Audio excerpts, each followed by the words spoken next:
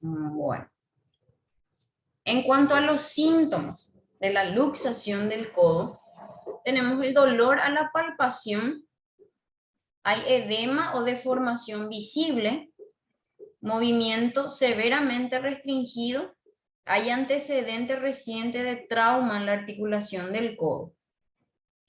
Y en cuanto a los tratamientos, analgésicos intravenosos, reducción,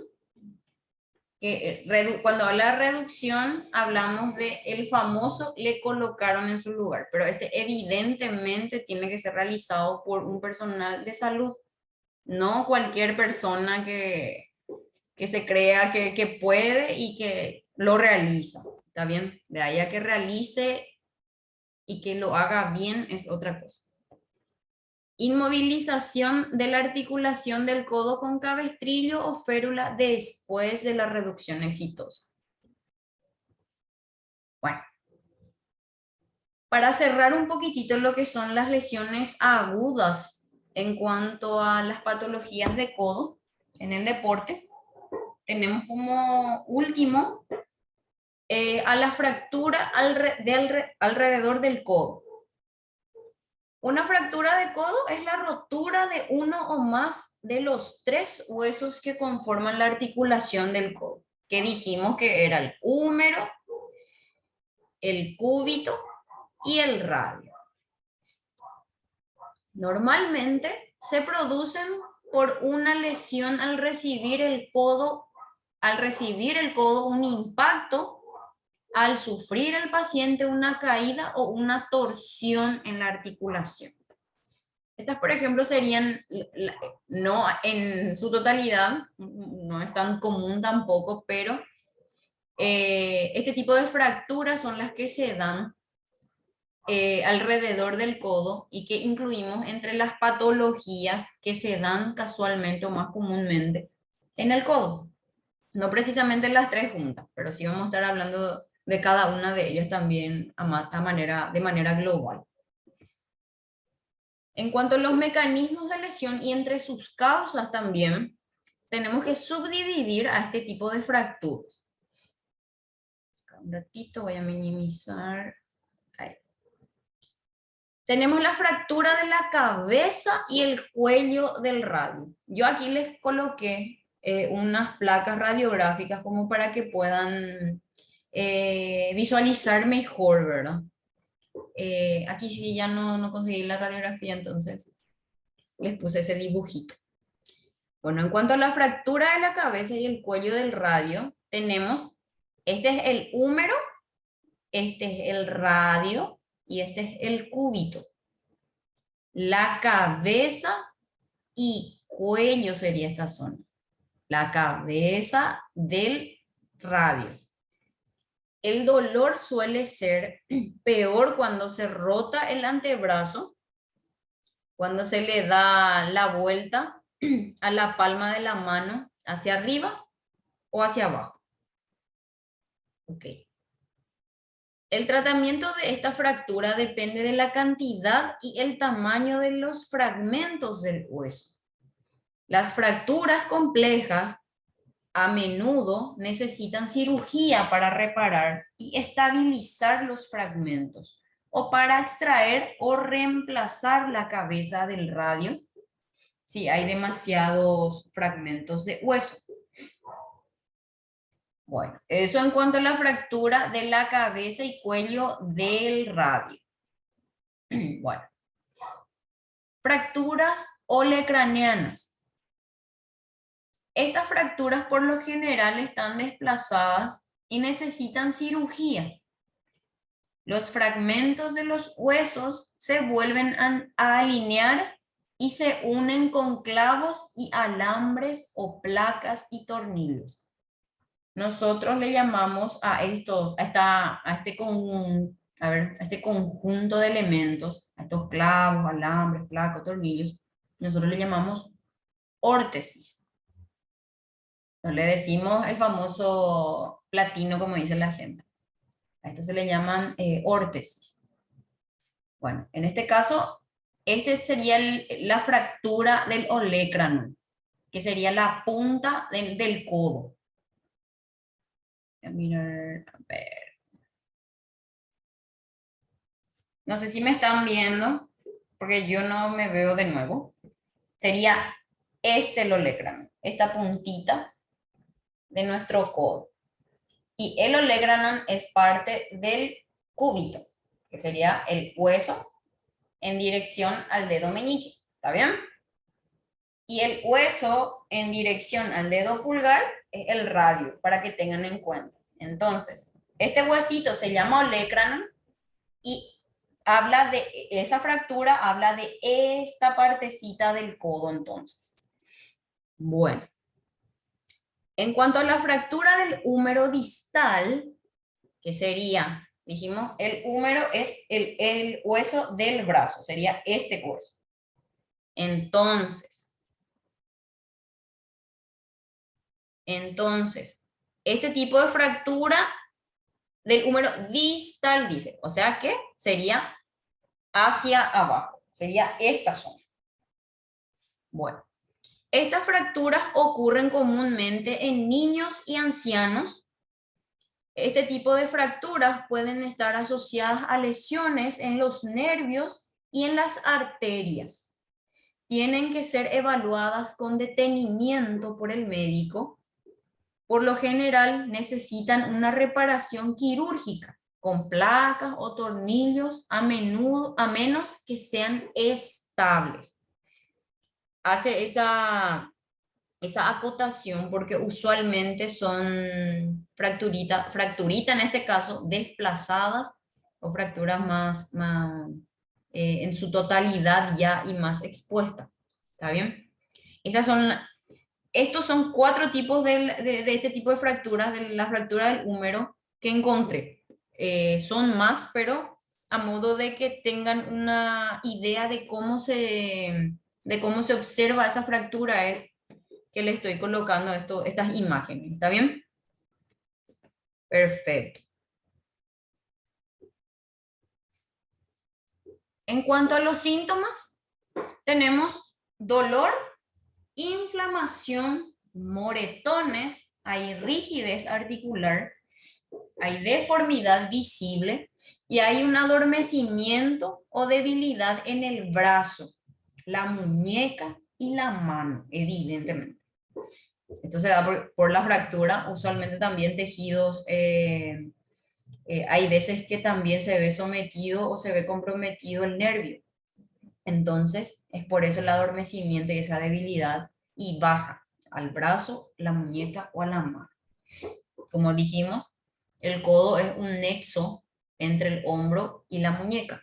Entonces, muchas veces también cuando tenemos patologías de hombro, irradia a lo que es el antebrazo, o al brazo, al antebrazo y baja incluso hasta la muñeca.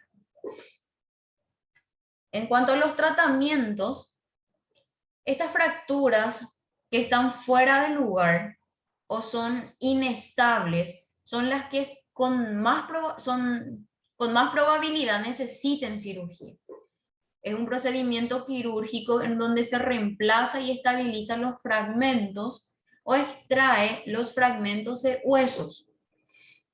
Siempre que una fractura sea abierta, que la piel encima de la fractura se haya abierto, significa eso, necesita una cirugía urgente para limpiar la herida y el hueso y reducir al mínimo el riesgo de infecciones. O sea que cuando se presentan este tipo de fracturas y es una fractura abierta, donde el hueso está expuesto al exterior, se rompió la piel y sobresalió el hueso roto, en ese caso, la cirugía tiene que ser urgente para evitar que se contamine todo, o sea, que se contamine esa fractura o esa herida al estar expuesto.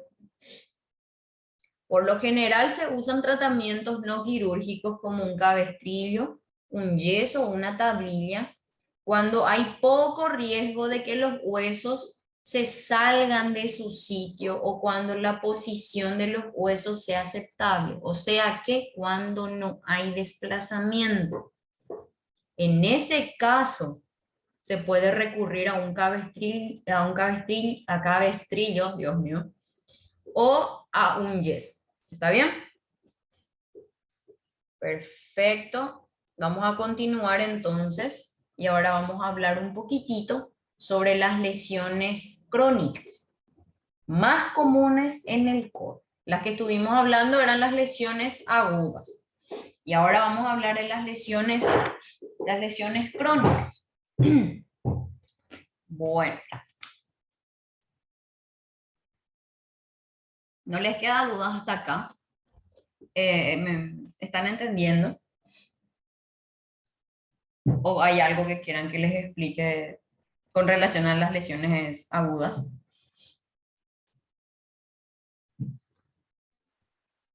De mi parte, todo bien, profe.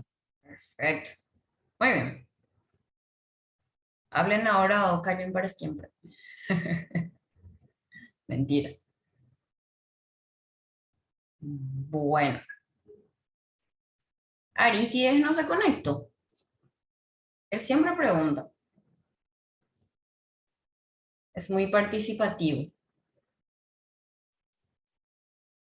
Bueno, vamos a continuar entonces con las lesiones crónicas. Uy, me salté. Sin querer. En cuanto a las lesiones crónicas más comunes en el codo, tenemos a la bursitis del olecranon, que habíamos dicho que es este huesito. Epicondilitis, que sería en esta zona. Epitrocleitis, que sería esta zona. Y el síndrome del túnel cubital, que sería en el medio. ¿Está bien? Bueno. En cuanto a la bursitis,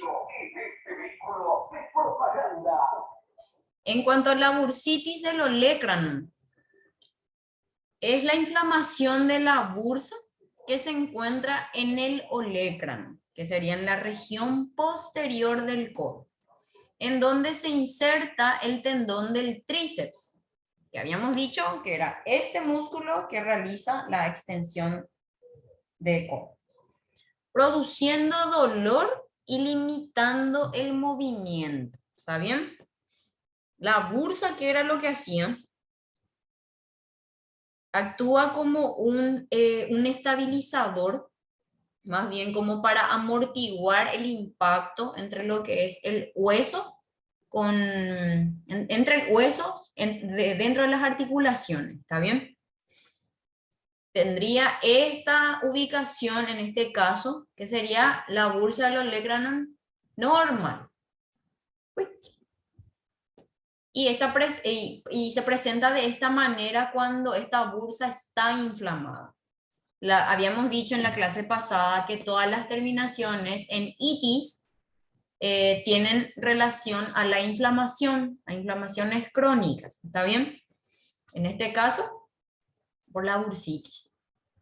Y esta sería la imagen de un paciente real con una bursitis. ¿Está bien? En el olecranon.